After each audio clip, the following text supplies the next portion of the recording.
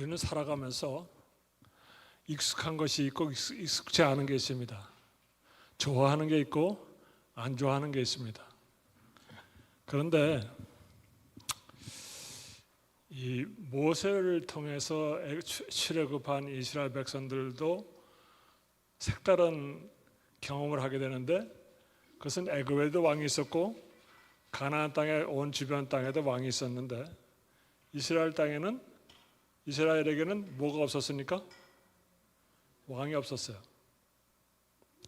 제가 학교 다닐 때, 삼류학교 다닐 때, 중학교 때 다른 학교는 일요일날 학교 안 가는데 우리는 한 달에 2번씩 일요일날 학교 가는 때가 있었어요.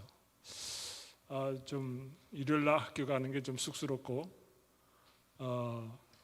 좀 안 좋은 생각이 들어서 좀 일요일날 학교 안 가서 다른 학교처럼 일요일날 학교 안 갔으면 좋겠다 했습니다. 근데 결국 나중에 어떻게 했냐면 일요일 학교 안 가는 대신 평소에 한두 시간씩 더 이렇게 시간을 늘려가지고 해가지고 나중에는 일요일날 학교에 가지 않았습니다. 이스라엘 백성들이 출애굽한 이후에 가나안 땅을 정복하였지만 그들에겐 왕이 없었으므로 뭔가 좀 빠진 듯 했어요. 애굽 땅에서도 왕 밑에서 지냈고 가나안 땅에 와서 왕이 없으니까, 다른 나라 왕이 있는데 왕이 없으니까 좀 안 좋은 생각이 들었습니다. 근데 실질적으로 그들에게는 하나님께서 그들의 왕으로 계셨습니다. 그냥 왕이 아니고 목자 같은 왕이 되셨습니다. 양들에게는 누가 있어야 합니까? 목자가 있어야 합니다. 목자가 없으면 그들은 어찌할 줄 모르고 먹을 것도 찾지 못하고 또 일이나 늑대가 찾아와도 어떻게 방어할 수도 없고 그렇게 지냅니다.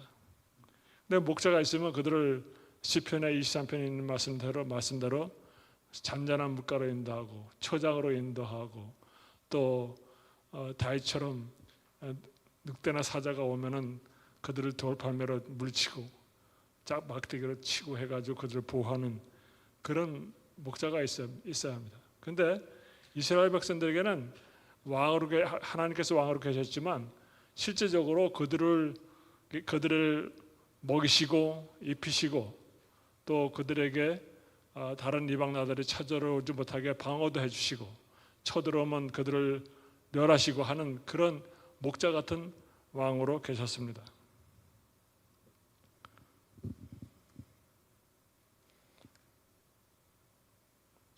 그래서 이 목자 같은 왕은 그냥 다스린다기보다는 돌보시는 분이었습니다.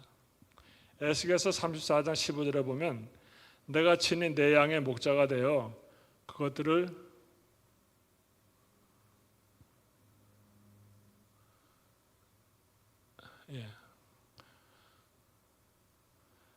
내가 친히 내 양의 목자가 되어 그것들을 누워있게 할지라 주 여호와의 말씀이니라.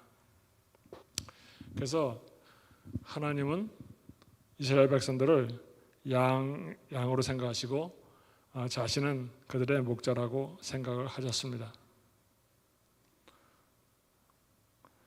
또 하나님은 그 목자 같으셔서 인도도 하시고 다스리고 보호하시고 동행하시고 대신해서 싸우셨습니다. 그리고 의식주도 공급해 주시고요. 그 다음에 시편 23편의 말씀처럼 푸른 초장과 잔잔한 물, 영혼을 소생시키시고 의의 길로 인도하시고 지팡이 막대기 안위하시고 원수의 눈앞에서 상을 베푸시고 기름을 부으시고 넘치는 잔에 넘치게 부어주시고 영원히 함께 하시는 하나님으로 보여주고 있습니다. 광야 생활할 때도 하나님께서는 그 생활을 모세가 묘사하기를 신명기 19장 5절 주께서 40년 동안 너희를 광야에서 인도하게 하셨거니와 너희 몸에 옷이 낡아지지 아니하였고 너희 발에 신이 헤어지지 아니하였으며. 그런데 신발에 오래 신으면 어떻게 됩니까? 이게 헤어지죠. 또 옷도 낡아집니까? 오래 입으면 옷도 낡아집니다. 그런데 40년 동안 그들은 한 옷을 입고 한 신발을 신고 다녔어도 헤어지지 않았다고 했습니다. 또 하나님께서 약속하시기를 시편 23장 28절 내가 왕벌을 내 앞에 보내리니 그 벌이 히위 족속과 가나안 족속과 헷 족속을 내 앞에서 쫓아내리라. 그래서 하나님께서 그들의 대적을 물려주실 것을 얘기했습니다. 또 그들에게 먹을 것을 주셨는데 신명기 8장 3절 너를 낮추시며 너를 줄이게 하시며 또 너도 알지 못하며 내 조상들도 알지 못하던 만나를 내게 먹이신 것은 사람이 떡으로만 사는 것이 아니요 여호와의 입으로 나오는 모든 말씀으로 사는 줄을 네가 알게 하려 하심이니라. 그래서 하나님께서는 광야에서 40년 동안 농사를 안 지었기 때문에 그들에겐 양식이 필요한데 양식을 구할 수가 없어요. 하나님께서 먹이지 않으면 그들은 굶을 수밖에 없었습니다. 그러면 사사시대는 한 여호수아 이후에 말라기 예수님의 침례 요한 때까지 한 400년 기간인데 이 시대에는 하나님께서 직접 다시는 시대였습니다.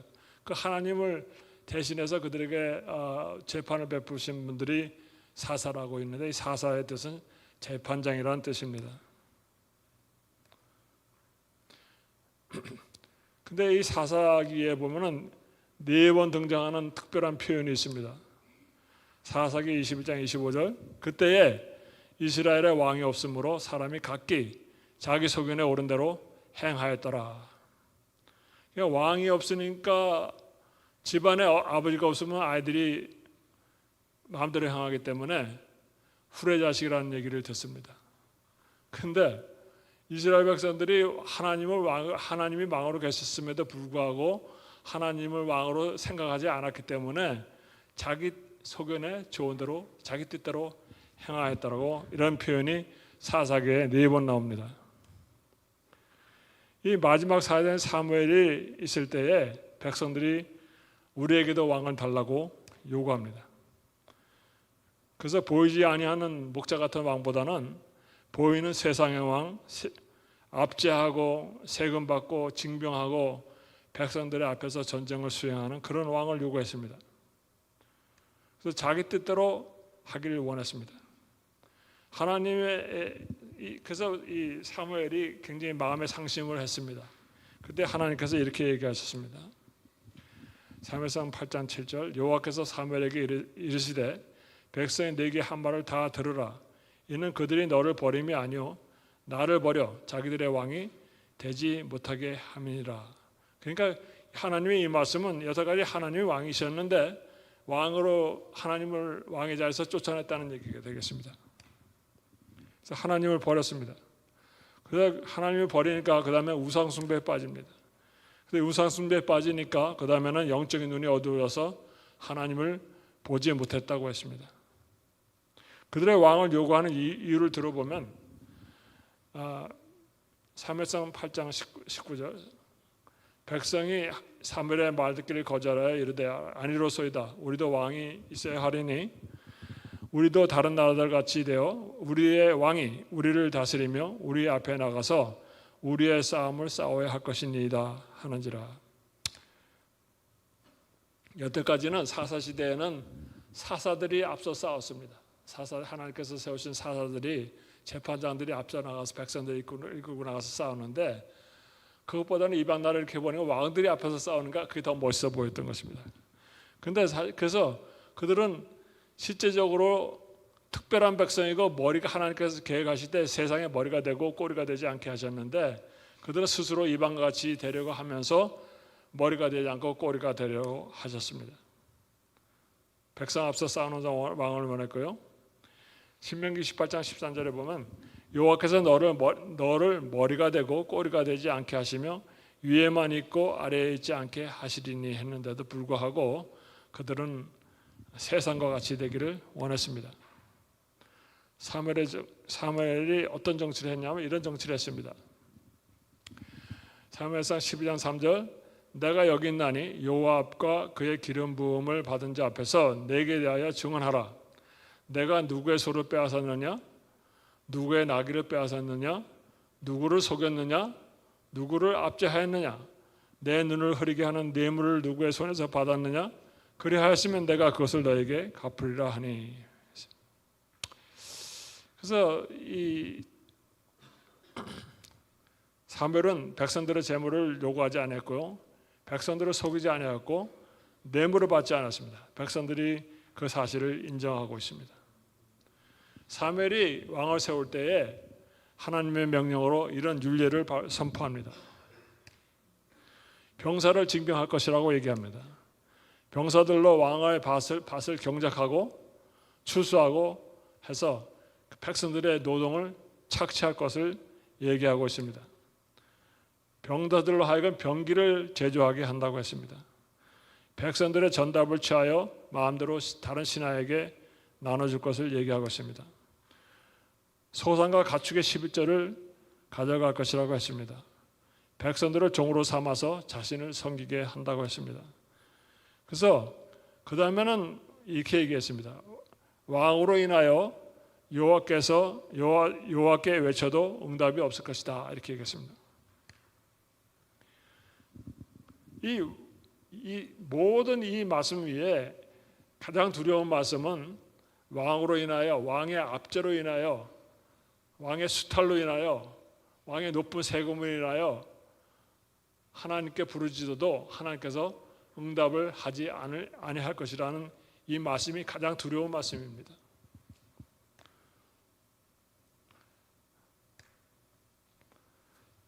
어느 다스림이 좋습니까?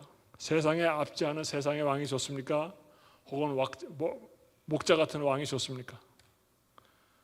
백성들의 기도를 들으시는 하나님, 왕의 명령을 들어야 하는 백성, 이 둘 중에 어느 것이 좋습니까?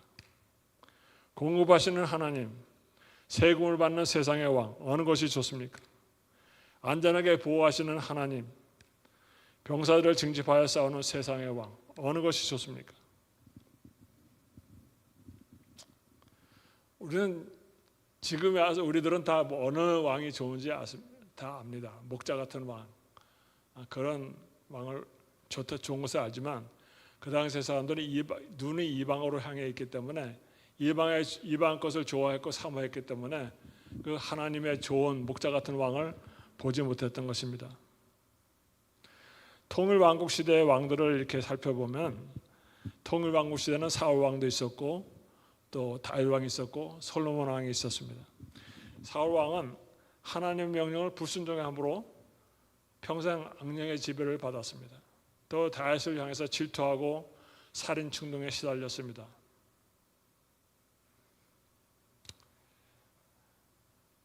중간에 여기 좀 사라졌는데요. 다윗 왕의 통치를 보면은 가족 간에 간음과 살인과 반역이 있었습니다. 암놈이 자기 누이 다말을 간음했고 또 그것으로 인해서 압살롬이 암놈을 죽이고 또 압살롬이 또 결국 아버지 다윗에게 반역하는 일을 했습니다. 솔로몬이 그 다음에 통치는 솔로몬인데요.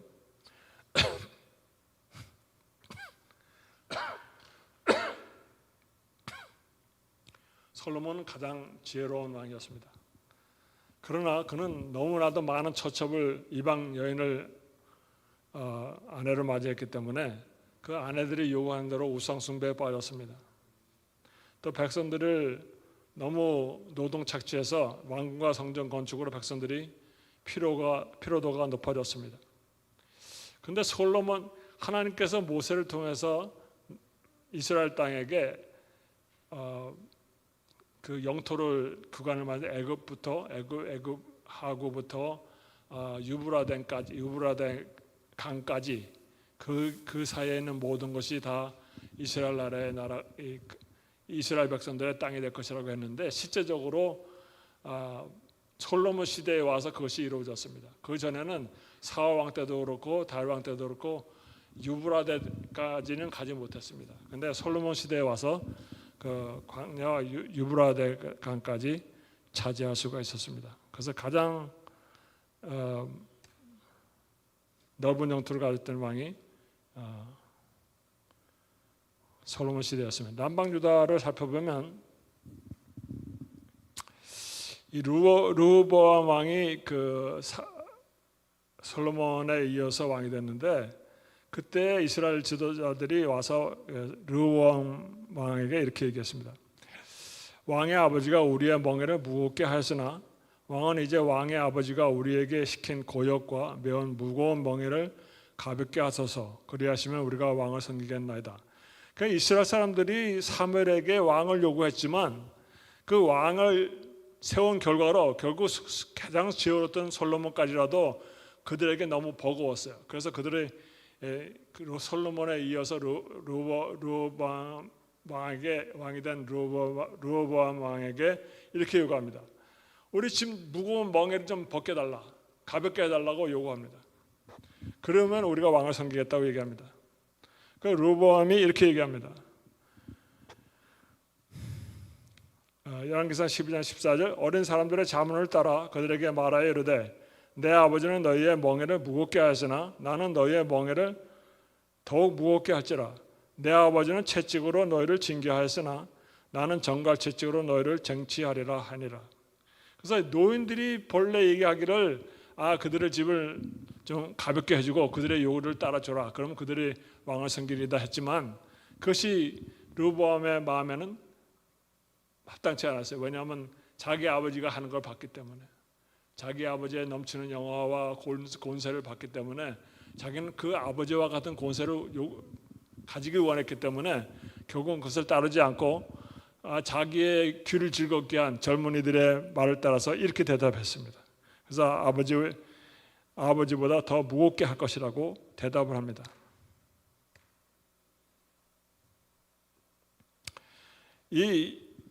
결국 르호보암 왕의 우둔함과 교만함이 결국 분열 왕국을 초래합니다. 물론 하나님께서 이미 여로보암에게 기름을 부어서 10조각을 걷어서 10조각을 가지고 10나라를 다스리게 했지만 결국 하나님께서는 그 르호보암의 그러한 우둔함과 교만함을 이용해서 결국 나라를 둘러 쪼개게 하신 것 같습니다. 이미 솔로몬 왕이 성전과 또 그 왕궁과 성전을 다 건축했고 성들을 다 세웠고 강력한 군사들을 가지고 있었고, 또 그래서 그렇기 때문에 노인들의 요구대로 멍에를 가볍게 해도 아무 상관이 없었어요. 그래서 결국은 사울 왕을 따르던 본래 북방 이스라엘은 이미 사울 왕을 섬기던 사람들이었기 때문에 나중에 다윗에게 속했지만 결국은 그들은 유대 나라를 지지하고 있던 그 유다 족속하고는 좀 이질감을 있는 그런 족속들이었습니다. 그래서 그들은 이미 왕이 세겜으로 사울 후에 오라고 했기 때문에 사울 동안에 무슨 일을 했냐면 애굽에 도망가 있던 여로보암을 불러 올라옵니다. 그래서 여로보암을 이미 데려다 놓고 이제 왕의 말씀을 들으러 간 것입니다. 그러니까 이미 여차하면 떠날 준비를 했다는 것이죠. 그래서 그 나라가 결국 분열됩니다. 그래서 북방의 10지파, 또 남방의 유다 지파하고 베냐민 지파가 남방 왕국에 속했고 나머지 10지파는 북방 이스라엘에 속했습니다. 제가 이렇게 지도를 살펴보니까 왜 베냐민 지파가 유다 지파하고 남았나 이렇게 보니까 유다 지파 바로 밑에 붙어 있어요. 그러니까 북방 이스라엘하고 이게 연락하기도 힘들어요, 사실은 베냐민은. 그래서 아마 그래서 유다 지파하고 연합되지 않았나 생각이 됩니다. 북방 이스라엘 왕이 첫째 왕이 여로보암인데요.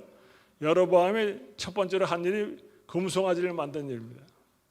그래서 단과 베델에 두 개를 만들어서 단과 베델에 놓고 일반 제사장을 세웠는데요. 이 여로보암이 이렇게 금송아지를 만들고 이렇게 얘기합니다. 이스라엘아, 이는 너희를 애굽 땅에서 인도하여 올린 너희의 신들이라. 이 말 어서 많이 들어본 것 같지 않습니까? 아론이 금송아지를 만든 다음에 이렇게 얘기합니다. 이스라엘 아이는 너희를 애굽 땅에서 인도해낸 너희의 신이로다. 뭐가 다릅니까?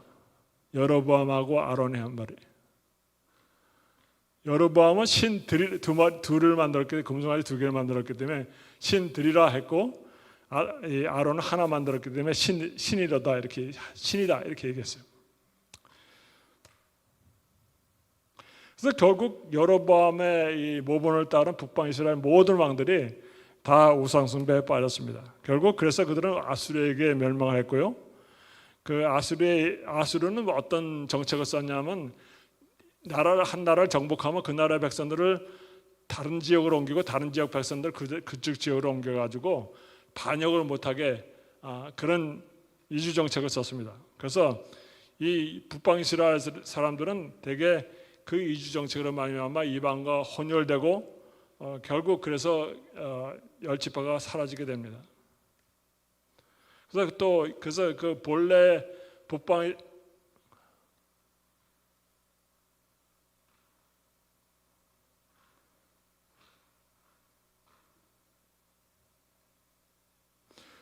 북방 이스라엘에 있던 사람, 그 지역에는 이방 사람들하고 천민들, 이스라엘 천민들, 이제 가난하고 힘들게 살았던 그런 사람들하고 섞여가지고 살았는데, 결국 그들이 나중에 사마리아인이라는 이름으로 불리워졌습니다.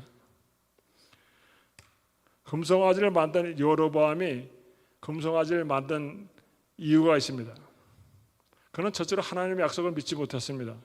그래서 하나님을 약속을 믿지 못하고 자기의 생각대로, 자기의 소견에 오른 대로, 사사기에 있는 말씀대로 그렇게 했습니다.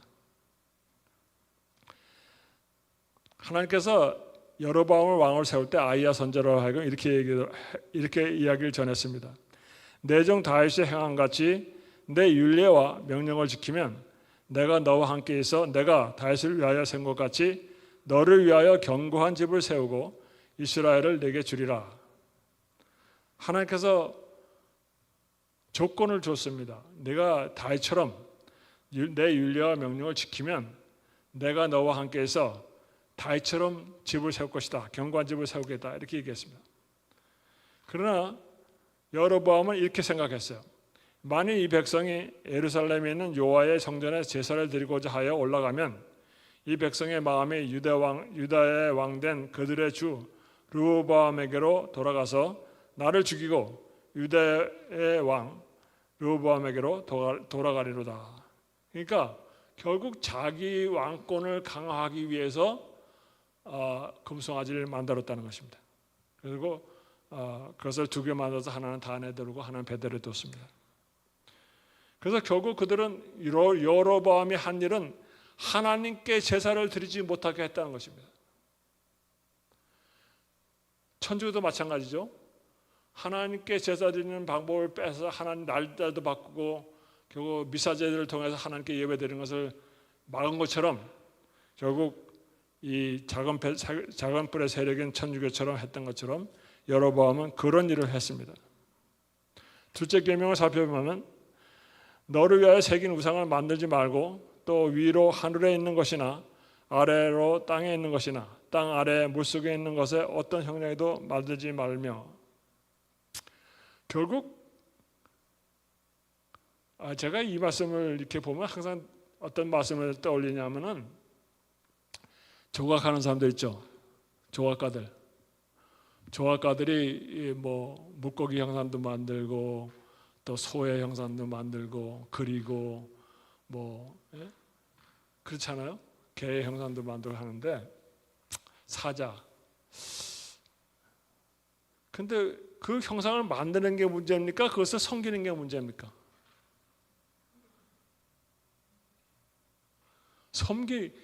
그 만들 수는 있어야 만들 수 있는데 그것을 가지고 어떤 목적을 가지고 만드냐가 문제인데 그것을 신으로 섬기려고 만드는 게 문제입니다. 하나님께서는 신으로 어떤 형상인지 만들지 말라고 얘기한 것입니다.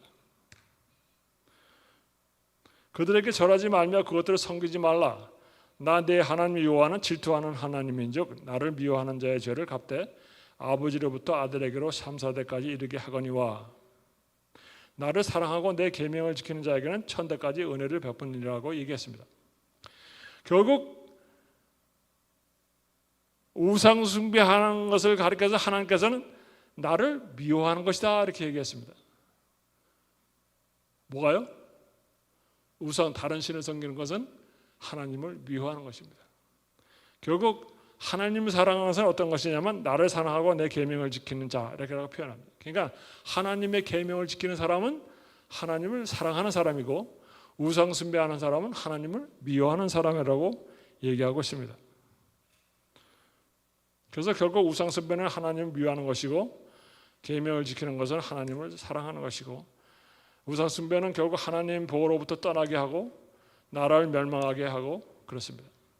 남방 유다를 살펴보면 결국 유다 지파와 베냐민 지파가 남았는데 본래 레위 지파는 각 지파에 흩어져 살았어요. 왜냐하면 그들을 영적으로 인도하기 위해서 각 지파대로 이렇게 나가서 나눠 살았는데 북방 이스라엘이 떨어져 나가서 우상 숭배에 빠지니까 레위 지파들이 다 어디로 왔냐면은 결국 유다 지파가 있는 유다와 남방 유다로 왔습니다.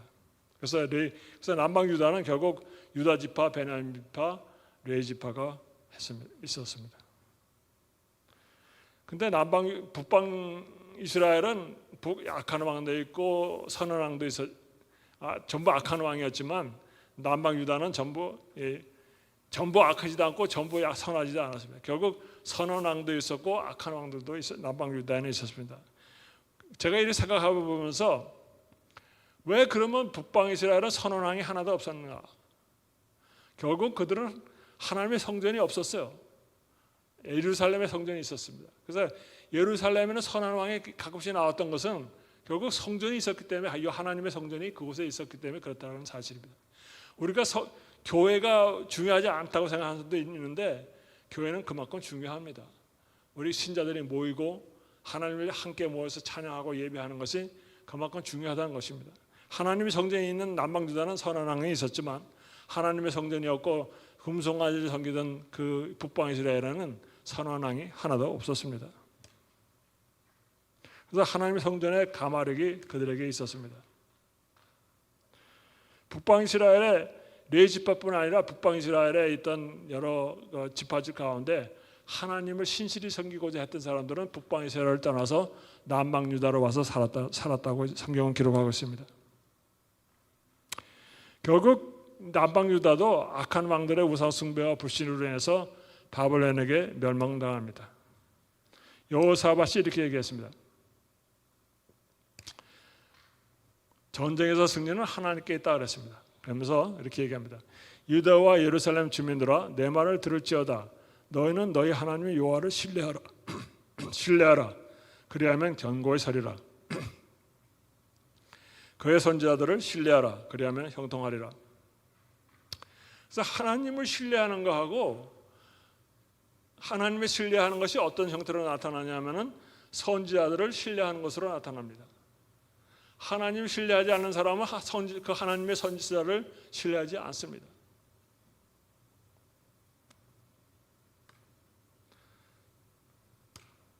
바벨론으로 포로를 간 다음에 70년 후에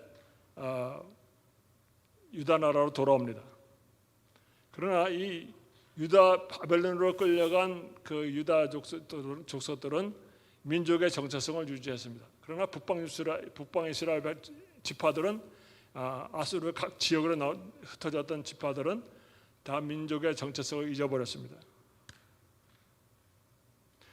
결국 그래서 이 예수님 시대에 뭐 소수의 다른 지파도 있었겠지만 주류가 유다 지파하고 베냐민 지파하고 레위 지파가 그 당시에 있었습니다. 그래서 사도 바울은 나는 베냐민 지파다 아주 강하게 얘기하고 있습니다. 그래서 그만큼 남은 무리가 유다 지파와 레위 지파와 베냐민 지파가 있었습니다. 근데 더 이상 그래서 바벨론에서 귀환한 다음에는 더 이상 우상 숭배가 없어졌습니다. 그래서 고레스와 다리오와 아닥사스의 칙령으로 포로들이 귀환했습니다. 그 다음에 등장한 것이 이 바리새파와 사두개파입니다. 이 바리새파는 너무 율법에 치중해서 문자적으로 치중해가지고 형식주의에 많이 흐르고, 사두개파는 그럼에도 불구하고 그 당시에 그들을 지배했던 로마 세력하고 로마 정부와 많이 협조하면서 그들과 권력을 함께 나누는 그런 무리들이 사두개파인데, 그들 중에 앞장서는 것이 이 제사장들이었습니다. 그들은 부활도 부인했고 그 천사들의 존재 이런 것을 다 부정하는 파가 사두개파였어요. 근데 예수님 당시에 이 두 파가 제일 앞장서서 예수님을 반대했습니다. 형식주의에 흘러가고요. 그래서 결국은 예수님의 초림을 위해서 준비하지 못했습니다. 나는 왕이로소이다. 일제강점기 시인 홍사영의 시의 말미에 보면 이런 말씀이 있습니다. 나는 왕이로소이다. 어머니의 외아들 나는 이렇게 왕이로소이다. 그러나 눈물의 왕, 이 세상 어느 곳에든지 서름이 있는 땅은 모두 왕의 나라로소이다. 이 사람들 일제강점기의 한민족의 서름을 이렇게 표현하고 있습니다. 그런데 이게 예수님께서 세상에 오셨을 때 이 세상의 슬픔과 고난이 있는 모든 땅은 다 예수님이 다스리는 땅이라고 생각이 됩니다. 왜냐하면 예수님을 환영한 사람들이 다 누구냐면 서름받고 어렵고 가난한 무식한 사람들, 이런 사람들이 주로 예수님을 환영하는 그룹이었습니다. 왕이신 예수 그리스도, 예수님은 하나님의 아들이자 하나님이셨습니다. 그는 또한 눈물의 왕이셨습니다. 그는 고난받는 왕이었습니다. 죄로 고통받고 슬픔 있는 자들의 왕이었습니다. 위로하기를 원하시는 왕이었고 죄의 값을 대속하시는 왕이었습니다. 구원을 주기 원하시는 왕이셨습니다. 모든 세계가 다 그의 땅이었습니다. 이 고난받는 애굽에서 고난받고 이 출애굽 받은 이 이스라엘에게 하나님께서 위로의 말씀하셨습니다. 그리고 우리들을 향해서 비록 죄악으로 가득 찬 세상의 삶이 어렵더라도 이렇게 살라고 합니다. 계시록 16장 6절, 내가 네 곁으로 지날 때에 네가 피투성이가 되어 발짓하는 것을 보고 네게 이르기를 너는 피투성이라도 살아있으라. 다시 이르기를 너는 피투성이라도 살아있으라 하고. 요즘 세상이 험악하다 보니까 자살하는 사람들이 많습니다. 삶이 힘들고 괴롭고, 심지어는 어떤 사람들이 악플을 담는다, 나쁜 소리 한다고 자살들을 합니다. 자기를 인정해주지 않는다고 자살합니다. 그런데 하나님께서는 우리에게 요구하시기를 그런 힘든 상황일지라도 피투성이가 되어서라도 살으라고 우리에게 요구하십니다. 세상에서 우리가 사단의 공작으로 인해서 어렵고 힘들고 그럴지라도, 고통 중에 있을지라도 우리는 그것을 견디고 살으라고 하나님은 우리에게 말씀하십니다. 애굽에서 종살이를 이스라엘이 할 때에 그들의 신음소리를 들으셨다고 했습니다. 죄된 세상의 삶을 향한 예수님의 외침이 우리에게 들려오는데 그것은 구원을 외치라는 소리입니다. 인류의 눈물과 고통을 아시는 분이 예수님이십니다. 예수님은 아기 때부터 눈물을 보셨고 아기 때부터 고통의 소리를 듣고 사신 예수님입니다. 헤롯 대왕을 피해 애굽 땅으로 피난을 가셨습니다.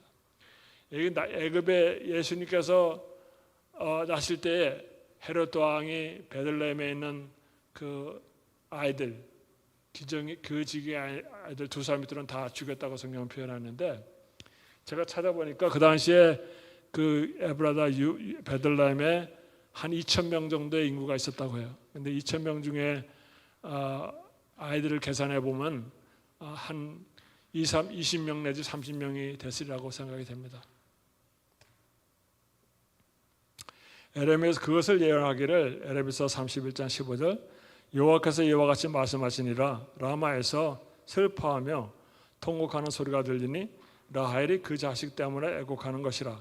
그가 자식이 없어져서 위로받기를 거절한도다. 그래서 그 당시에 아기를 잃은 그 어머니들을 라헬로 표현되고 있는데 여기서 말하는 라마는 베들레헴을 얘기하고 있습니다.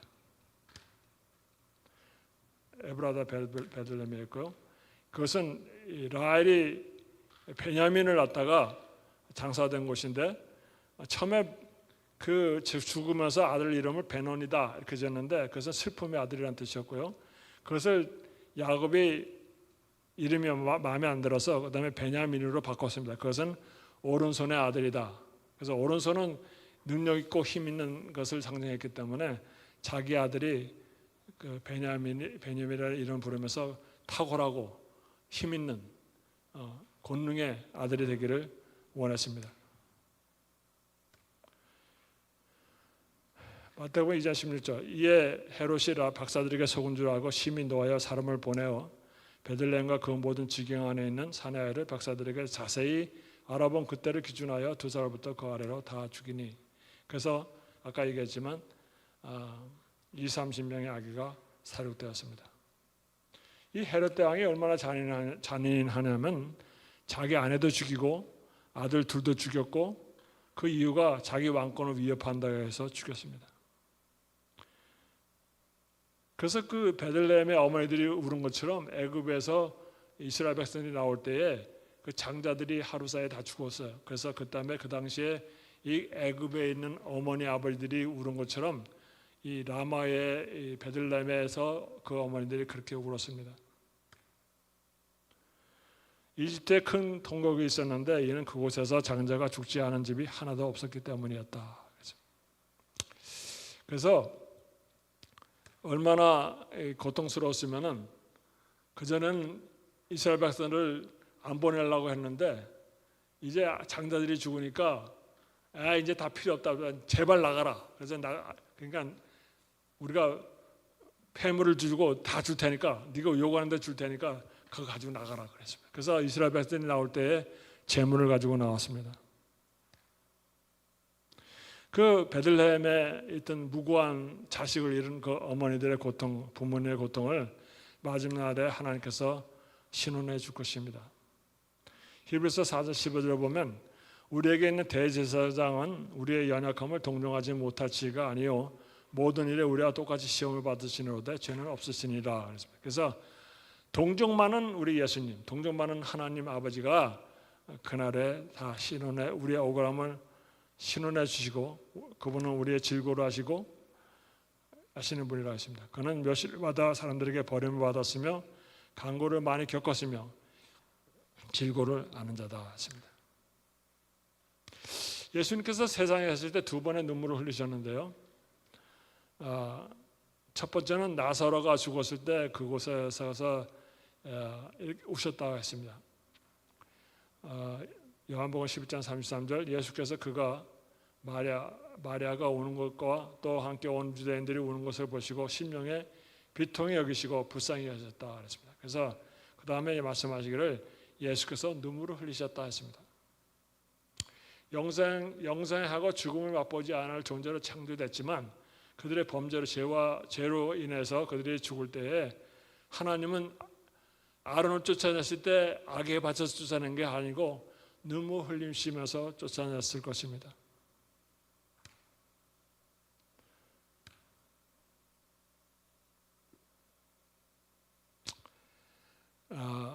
시대서만 보면 이런 말씀이십니다.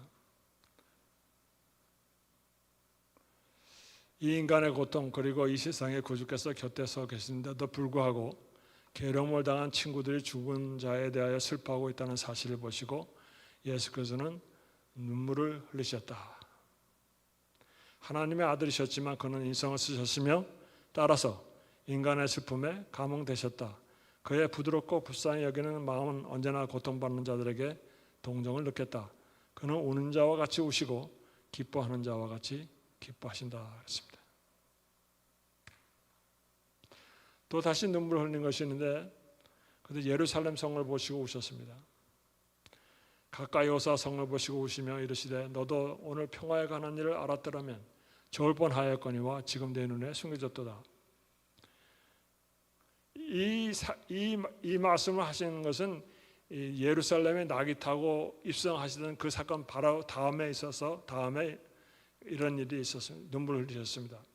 예수께서는 예루살렘 멸망과 성전의 파괴를 말씀하시면서 이렇게 우셨습니다. 돌 하나도 돌 위에 남지 않겠다고 했고요. 메시아를 거절한 자들의 멸망을 보시고 그들의 운명을 보시고 우셨습니다. 평안을 주러 오신 예수를 그들은 모르고 배척했습니다. 또 시대서방에 보면 또 이런 말씀입니다. 예수께서는 운명지어진 도성을 보시고 괴로운 나머지 우셨으나 예루살렘을 구원하실 수는 없으셨다. 그분은 모든 방편을 남김없이 다 쓰셨다. 하나님의 성령의 경고들을 거절한 이스라엘은 도움받을 유일의 방편까지도 거절하였다. 그들이 구원받을 수 있게 해줄 또 다른 능력은 없었다. 유대민족은 무한하신 사랑의 탄원을 경멸하는 각 시대 백성들의 상징이었다. 예루살렘을 향하여 오실 때 흘리신 그리스도의 눈물은 모든 시대의 죄악 때문이었다. 그래서 결국 우리의 죄악이 예수님으로 하여금 울게 했다는 것입니다. 골고다에서 예수님 십자가를 지고 가실 때에 백성들이 울었습니다. 그래서 예수님께서 그 백성들에게 이렇게 얘기했습니다. 또 백성과 및 그를 위하여 가슴을 치며 슬피 우는 여자의 큰 무리가 따라오는지라. 예수께서 돌이켜 그들을 향하여 이르시되 예루살렘의 딸들아 나를 위하여 울지 말고 너희와 너희 자녀를 위하여 울라. 인류의 죄를 대속하기 위해서 십자가를 가셨는데요. 구원의 길을 모르고 사는 백성들을 위해서 우리들로 울라고 했습니다. 그래서 우리들은 전도를 해야 합니다. 그들은 아브라함의 자손이라는 자부심을 가지고 멸망의 길로 향하여 갔습니다. 혹시 우리는 마지막 남은 교회 재림교회의 교인이라고 하면서 혹시 우리 안에 예수님을 모시고 살지 아니함으로 예수님을 마음속으로 거절해서 가까이 하지 아니함으로 멸망으로 가지 않는지 생각해 보시기 바랍니다. 유대 지도자 제 생각에는 유대 지도자들 제사장이나 이런 바리새인보다는 빌라도가 더 진리에 가까이 갔던 것 같습니다. 유대 지도자는 유대인이었고 빌라도는 로마 사람이었습니다. 그런데 빌라도가 예수님의 십자가 위에 이렇게 붙였습니다. 빌라도가 패를 써서 십자가 위에 붙이니 나사렛 예수 유대인의 왕이라 기록되었더라. 그러나 유대인들이 그래서 그 패를 히브리어와 로마와 헬라 말로 기록되었습니다. 거기에 반발해서 대제사장들이 이렇게 했습니다. 자칭 유대인의 왕이라고 써라. 빌라도가 대답할 때 내가 쓸 것을 썼다 이렇게 얘기했습니다. 유대 총독 빌라도는 히브리어와 로마어와 헬라어로 패를 만들어 붙임으로써 히브리 지방과 로마와 헬라 지방 사람 그 언어를 사용하는 자들에게 유대인의 왕 예수를 소개하고 있습니다. 빌라도는 아내의 꿈과 예수께서 하신 말과 행동을 통해서 유대인의 왕으로 믿었지만 빌라도는 결국 결단력이 부족했습니다. 자신의 정치적 야망을 위해서 타협했습니다. 그래서 예수님을 십자가에 내어줍니다. 결국 이 눈물의 왕으로 돌아가신 예수님은 승천하실 때 천사들이 이렇게 찬양을 합니다. 문들아 너의 머리를 들지어다. 영원한 물들아 들릴지어다. 영광의 들어가시리로다. 결국 이 세상 사람 유대인들은 예수님을 왕으로 인정 안 했지만 예수님께서 승천하실 때에 그 천군들이 영광의 왕이라고 호칭을 부르고 있는 것을 우리가 보게 됩니다. 영광의 왕이 누구시냐? 강하고 능한 여호와시요 전쟁에 능한 여호와시로다. 문들아 너의 머리를 들지어다. 영원한 물들아 들릴지어다. 영광의 왕이 들어가시리로다. 우리는 혹시 이렇게 천사들의 합창에 동참하고 싶지 않습니까? 영광의 왕이 누구시냐? 만군의 여호와께서 곧 영광의 왕이시로다. 이 유대인의 왕이라고 빌라도가 호칭했지만 그는 결국 만왕의 왕이셨습니다. 그는 재림의 주인이 되시고요. 그 옷과 다리에 이름 쓴 것이 있으니 만왕의 왕이요 만주의 주라 기록되었다고 계시록 19장 16절에 얘기하고 있습니다. 하늘에서 천년 우리가 승천하여서 보좌에 앉아 예수님과 함께 심판의 권세를 행하는데요. 우리가 행할 대상은 사단과 타락한 천사들, 구원 받지 못한 악인들을 형량을 정하는 일을 우리가 하게 될 것입니다. 예수님께서는 계시록 20장 4절에 우리의 모든 눈물을 그 눈에서 닦아주신다고 얘기하고 있습니다. 다시는 사망이 없고 애통하는 것이나 곡하는 것이나 아픈 것이 다시 있지 아니하리니 처음 것들이 다 지나갔음이라 이렇게 했습니다. 보은자에 앉으시니가 이르시되 보라 내가 만물을 새롭게 하노라 하시고 또 이르시되 이 말은 신실하고 참되니 기록하라 하시고 했습니다.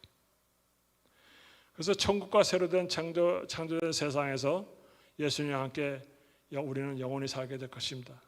그래서 우리는 그 전에 예수님을 우리 마음의 왕으로 모시고 목자 같은 왕으로 모시고 그분 안에서 진리 가운데서 말씀대로 순종하며 살면서 그날을 위해서 예배하시는 저와 여러분 되시기 시간에 간절히 바라고 말씀 마치겠습니다.